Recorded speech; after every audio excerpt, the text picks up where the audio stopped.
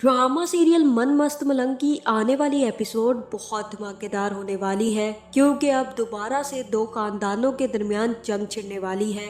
जहां अब जैसे ही ये राज फाश होगा कि कबीर और रिया एक दूसरे को पसंद करते हैं, एक दूसरे से मिलते हैं और एक दूसरे से शादी करना चाहते हैं, तो दोनों के घर वाले एक दूसरे को मारने की तैयारी कर लेंगे। जहां अब क्या सिकंदर कबीर की जान ले लेगा या फिर कबीर से एक और कत्ल होने वाला है, ये जानने से पहले अगर अब तक आपने हमारा चैनल सब्सक्राइब नहीं किया तो जरूर करें। तो अब जहां तक कश्यप ने रिया को ये समझाया है कि अगर तुम सच में कबीर से मोहब्बत करती हो तो तुम्हें चाहिए कि तुम या तो कबीर से शादी कर लो या फिर इस मोहब्बत को भूल जाओ। जिसके बाद रिया भी कबीर से मिलने के लिए तैयार हो जाती है। जहाँ फिर रिया जैसे ही कबीर के घर पहुँचती है तो कबीर सो रहा होता है। उससे तो ये ख्याल ही नहीं आता कि उससे मिलने रिया भी आ सकती है। जहाँ फिर रिया जैसे ही कबीर को उठाएगी तो कबीर रिया को अपने सामने देखकर हैरान रह जाएगा। जहाँ फिर कबीर रिया से कहेगा कि तुम इस टाइम पर मेरे घर में क्या कर रही हो,